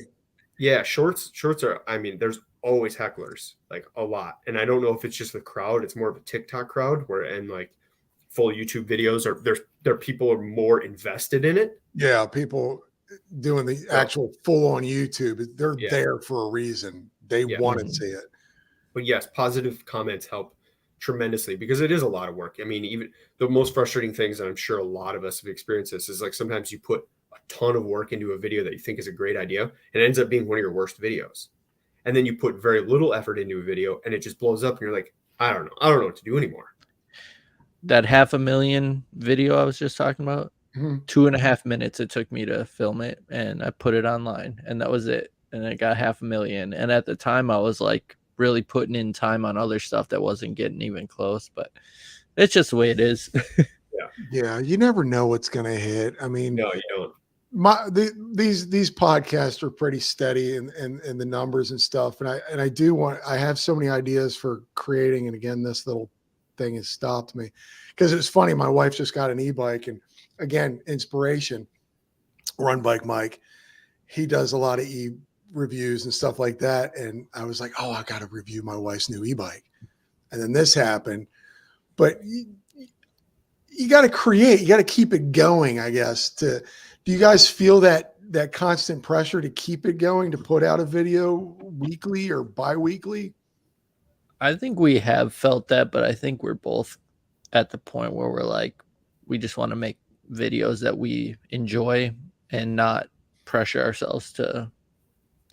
Yeah. I mean, I do think if we had more of that mentality, we would be a lot further along on like our YouTube journey. But I think for both of us, we need to have a balance, and we're fine with where we're at and create videos we enjoy when we feel like doing them. Yeah. Just like Boston Don said, just do you have fun with it. This is a hobby. You guys have paychecks. Yeah. Well, Collin does. He says, I didn't mean to bring that. I got a lot of bills too, Andy. I have fewer bills. So okay, here you go. Here you go. Cal, I do got my side hustle though. Calvin's taking up. Curious for the guys. What are some dream trails that you guys want to ride, and together? I guess. I've always talked about doing Tahoe with Andy. I think it's more just a scenery thing. Like a lot of the trails I saw look really epic to ride. Alaska. Yeah, we did almost make Alaska happen. Andy did go to Alaska. So here's the thing about that is my cousin I used to mountain bike with, or I used to travel with a lot, got really into mountain biking, and she actually was quite good. Last time I was in Alaska, we rode a little bit, and now she's pregnant, so she ruined our plans to go up there this year. Son of a, you guys did a video together, didn't you? My cousin and I have done some traveling together. We did Ireland. Ireland, we that's in right. Ireland, yeah. But yeah, I would like to go up there with Collin and ride in Alaska and the northern part of the Yukon as well. I think there's some cool trails up there. Yeah, and I think we could probably do a killer Cyclepaths episode up there. Especially if we run into a moose like I did last time. Well, I didn't physically run into it, but it was 10 yards in front of me. And yeah, but those things will F you up, man. Oh, yeah. Yeah. They're huge. They're like 1,000 pounds or something. Yeah, they're pretty scary. To answer Mike's question, there you go. Andy is going to drag me down there at some point. So I actually want to respond to Don on Ireland. So Ireland, I was there last year, and they actually have like some insurance issue where bike parks and bike trails cannot get insurance. So all the mountain biking in the Republic of Ireland was shut down in terms of like tourist type riding, like even zip lining or fishing tours, anything that fell into the adventure category. It wasn't happening. So we actually found one place in Northern Ireland and rode, and it was cool. But actually my cousin and I were both like sick. We had bronchitis the entire time in Ireland, and it was kind of a downer. So the mountain bike ride, it was cool, but it was a struggle. Oh man. But it was cool to like ride a pump track that was at a castle. That was cool. What? Yeah. How is Ireland? I've always wanted to go to Ireland. That's like my dream. Depends on what you're looking for. If you want to sit in a pub with a bunch of people who have no ambition in their life, go to Ireland. If you're looking for anything else, I got other suggestions for you. Oh, that sounds actually kind of like Wisconsin. It sounds like a lot of fun. Sounds then you should come to Wisconsin. Did I tell you about how great the trails are, John? No bike rentals in by Dublin. There are Wisconsin. That was hysterical. No, it was a real downer. Like I was, when I go to different places, I've been in the most remote parts of Alaska, like 100 people live in these towns, and there's a skate park in this town. I did not see one skate park in Ireland. It was crazy. And I was like, that I'm taking that as like a benchmark for their enthusiasm to do anything other than drink. Give me a Guinness. Oh, you guys should try Sierra Vista Park, Reno. It's like a huge. I want to go out there so bad. I want to. I want to go to Sky Park. Tickets from Milwaukee, like airfare, is not cool. I could go to Chicago. It's not horribly far for me, but I mean, airfare right now has been pretty bad price wise, at least for me, like what I'm willing to pay. So I want to get out there soon. But Andy has a van and he's going to come pick me up. Yes. And we're going to go places. And there's 2 beds in there now, so we're good. Oh, that's It's right. never bothered us before, Andy. Oh, yeah. Okay. We'll just share a bed so we don't have to bother setting the second. Back to back. Yeah, of course. Well, of course. If it gets a little silly, yes, someone's got to play the little spoon. Well, you heard. If you watch this video, he's out of diesel fuel for his heater. Well, that van is great. How long did it take you to make that van? We are all over the place with this conversation too. Love it. I mean, like all in it like 6 months for the initial build, and then I did a rebuild a couple months ago. That took a week or so, but once I decided to sell my house, it was like game on. I got to get this thing done. Gotta live in the van. Got to sold the house. You know what? Real quick, when it comes to trails, I talked to Andy about this. I was hoping we could drive soon, maybe this summer, to South Dakota, to like the Sturgis area, because actually I kind of like researched a Cyclepaths episode to do out there, and the riding actually looks pretty dang good. Like I didn't expect that area to be really cool looking. So I'm going to throw that at Calvin too. Hey, and to bring up Cyclepaths again, is this a series that you want to just kind of grow and make a lot of for your channel instead of like your regular POVs or your unboxing? I'll be right back. Yeah. I mean, not too many, like, because there's such a process, like maybe 6 or 8 a year. Yeah. I mean, 8 would be like a good number, but I don't want to get pigeonholed into doing just like Wisconsin videos, because I don't think people really want to watch that. The first 4 that I did were kind of just like feeler, like get a workflow going. And I actually did one. He was in here, the Dusty Dutchman. He's got a YouTube channel. He helped me with the Milwaukee episode. And I think that one turned out really good, like format wise. That dude's funny. He's got a fun Instagram. Yeah. He's been really crushing it too. So he's good to have. He's pretty close to me, actually. He probably only lives like 30 minutes from here. Really? So we've been riding a little bit here and there. But yeah, I would like to do like 6 or 8 a year. And I would like to really kind of travel for it. And that's been the tricky part, because I have 2 young kids. So it's hard to kind of break away to film. And they're a process to film. Yeah. Oh no, I can. And again, the quality of those. That's why I'm like, are we going to get more? Like, how many do we get? Because I think I really, and Run Bike Mike had said something about it. It's the history. It's like you get a ride and a lesson and just really good photography and everything. It's just an incredible segment. So I think maybe Andy could do some on his own. Yeah. He just stopped saying it all the time. He's like, wait a minute, what do I got to do now? No, I have 2. I have 2 more, and I'm close to 2 more from Kenya for sure. Charlotte just doesn't have, like, North Carolina in general is kind of like not great for history, but I'm working on it as well. Really? Yeah. Well, at least like if you go to the coast, there's like a lot more like paranormal stories and history, but that's like 4 hours for me. Oh, okay. Yeah, there's definitely not as much, because like I go down by him every March to go ride, and we'll go to like Pisgah and DuPont. And I was really expecting there to be like a ton of good history to talk about, and there wasn't really anything too impressive, or some of the stuff that is cool you can't bike to. You can only hike. Oh, okay. So I don't want to break too many rules. I don't want to break too many. I will break. I am opposed to breaking rules, but not too many. Too many. They're hard to document. I was in North Carolina not too long ago. That was 2 years ago. Thanksgiving. It was so close to Pisgah, and I'm a mess, man. I did this a month or so ago. I wrecked on my bike and just bruised the entire side of my body. And then when I was in North Carolina, I wanted to go riding, and I had hyperextended, like this thing folded all the way back practically. I never even went to it. I'm one of those guys that's like, oh, it still moves. I don't need to go to a doctor. but it was just purple, the whole thing. I must have ripped a bunch of stuff.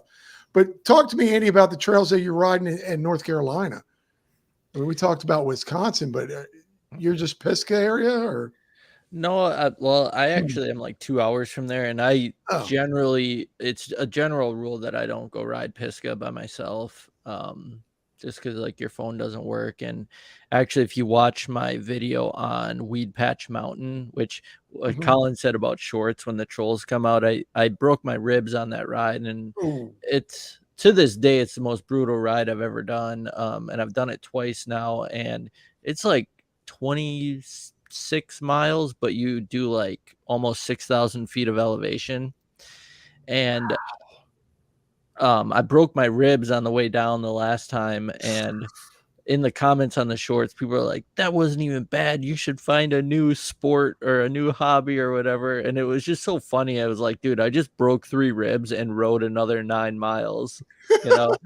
Like, and like pretty rough trails. So, but in Charlotte, there's actually like a pretty good trail scene. We got a good mix of, you know, single track and flow trail, and they're really starting to bring in some bike park stuff.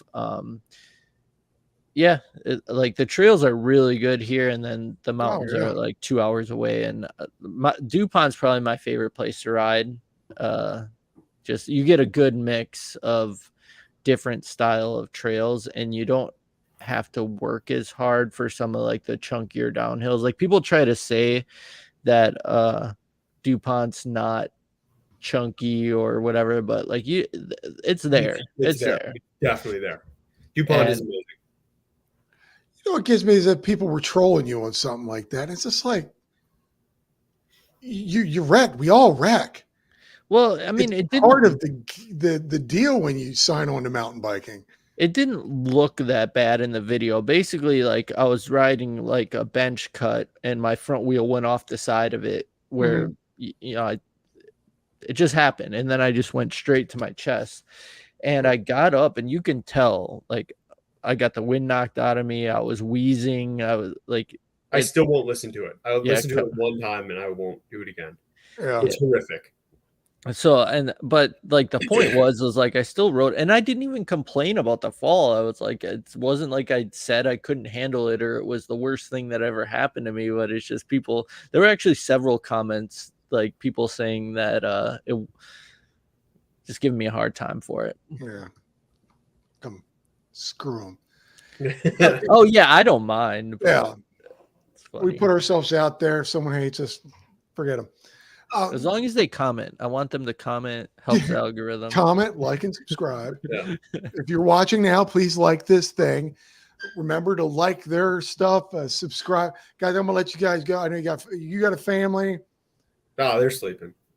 I'm gonna let you guys. What's next for Ace Bike Media? Tell us, what can we look forward to next? You know, you guys have talked about some things coming up, but just bundle it up. What do we got going on for you guys? More Pokemon cards, which I thought we would get to, but we didn't. No. We are, because I wanted to bring. Thank you for bringing that up. You brought it up in your van life stuff. What's going on with Pokemon? I don't know anything about Pokemon, or is Pokemon? Sorry, Pokemon. See, that's how much I don't know. Well, I think I'm Collin's daughter's favorite friend of his because I give her Pokemon cards all the time. But I just, when COVID kind of started, and I decided I was going to sell my Pokemon cards and buy a van, was what was going to happen. And I was like, oh, I'll get a pretty decent down payment on the van. But then it got very out of hand, and I started buying Pokemon and selling Pokemon, and I basically paid for the van with Pokemon cards. And if you're interested in a video on that, I actually have some pretty good archival footage. I just sent some of it to Collin the other day. But it's pretty crazy. Like, he kind of called it on himself. I was like, oh, dang, this video, he's like time stamped it and everything. I was like, holy shit, you predicted your own future. Wait a minute. You bought a van on you have to wait for the video. It's the future. Pokemon. Yeah. Pokemon. There's money in that. Should I start buying this? No, Yeah, get Bitcoin while you're at it too. Yeah. No, I always tell people, like, if you're somebody who buys lottery tickets or scratch off tickets, you're dumb. You should buy Pokemon card packs instead. But you'll see, like in the van video, I opened a $40 pack at the end and I got about $1 worth of cards out of it. So you can lose out. Yeah. But that is fascinating. But yeah, I saw an opportunity and I had a childhood collection that I kept. Colin knew, like I kept it under my bed. Like it was like I kept that thing close. But I decided I wanted to put my passions ahead of my nostalgic childhood and went for it. And he bought the van. He bought the van I wanted. Yeah, you went with the Dodge Ram. I actually like that over the Sprinter. Yeah, so it's kind of like my mountain bikes. I just like did whatever Colin told me to do. He told me to buy the Pro Master, so that's what I did. I just love this relationship. Just do what Colin tells me to do. I do lots of research for everyone. That's great. Manic Trail Banter. Set your mind to it. You can do it. It's a rad story.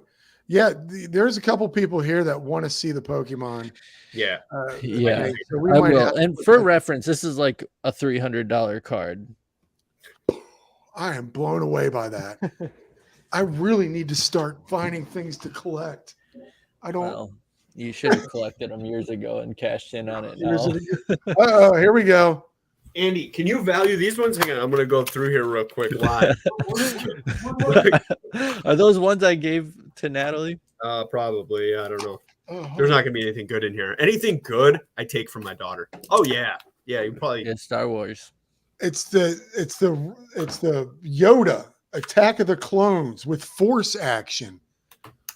We should all go to Comic-Con sometime on our bikes. I know nothing about this, but I remember when that movie came out and Yoda had that fight scene with the lightsaber.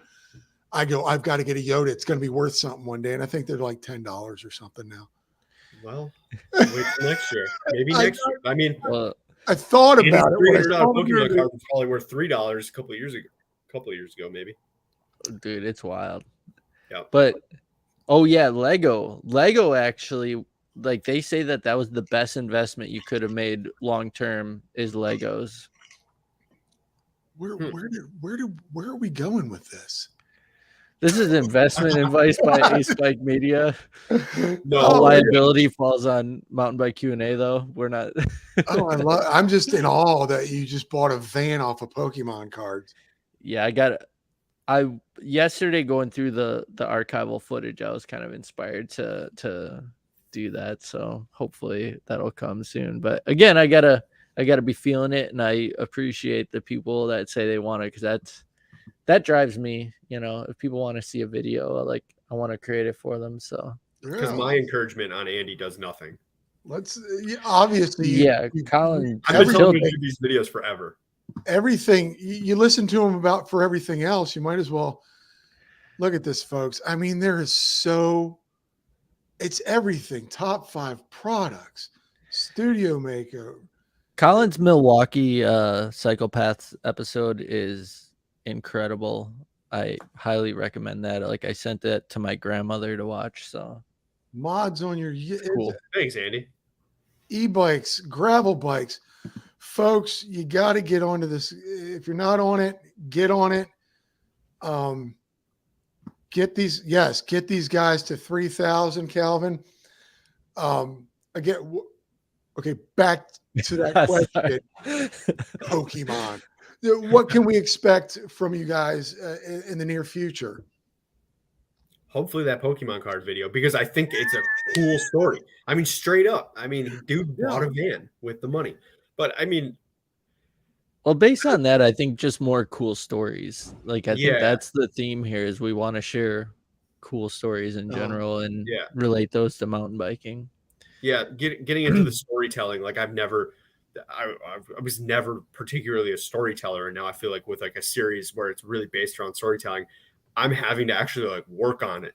Like I'm finding myself trying to be inspired by storytellers, not mountain bikers necessarily. So I hope I can keep building on that, and hopefully the series keeps building, because that helps a ton. Yeah. Do you and you enjoy? God, I keep asking why I keep going.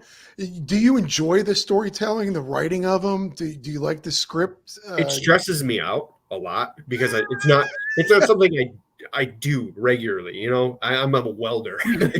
You know, I burn metal, and so it's something new for me. So it is exciting, but it stresses me out because I don't know if I'm saying the right things. And to be honest, I do try and blend in like my own sense of humor. Yeah. And that's hard to write out, like write jokes and write history and like, you know, package it in something people are going to watch. I don't want to make it too dense or anything. I need it to just be strictly entertainment. Beautiful. Andy, where you going? Can we expect more? You want to do more storytelling? Yeah, we've already answered. You're putting out a GD Pokemon video. I know. I feel like I got to work on that pretty quick here. I do have a couple more videos from Kenya that I plan on putting out. My girlfriend's actually coming here to America. She's actually lives in Kenya. She's coming here in early July. That's and awesome. she loves filming stuff. So maybe I'll do more riding videos with her. And I'll be up there in Wisconsin with Collin. We'll be filming more. Yeah. Here we go. I mean, just more videos that I enjoy making, and I think that'll come across, and hopefully people enjoy those. Dusty Dutchman just went on. He said, I had no idea. Boom. Sorry. But guys, I can't thank you guys enough for coming on. Both of you taking the time to do it. Family, you're in a shared space doing your thing. I really appreciate this. Oh, thanks for having us on. It was I appreciate it. It's cool what you have going on too, because I mean, you pretty much give all of us YouTube mountain bikers a place to talk and kind of spread the love across everything. So no, you've been doing good work too, and I appreciate it. Oh, I appreciate the kind words. Gosh darn it, I just have fun. I love hearing the stories and asking that, and I love being able to get some people that may not know you that are in the comment section or watching later on, because this podcast thing kind of rolls as the week goes on. Some people catch up and listen, and I hope I got you one or two more subscribers. Again, I'm still a little guy, but I'm having fun. Damn it! I hope we got you the same. So guys, their information is down here. If you are listening on Spotify, I have all their information down there as well. iTunes, same. Thank you guys so much. Really appreciate your time. And now if you can, go get your bikes dirty, folks. Absolutely. Thanks. Thanks a lot, guys. Yeah, thank you. And then we're going to hit the end broad.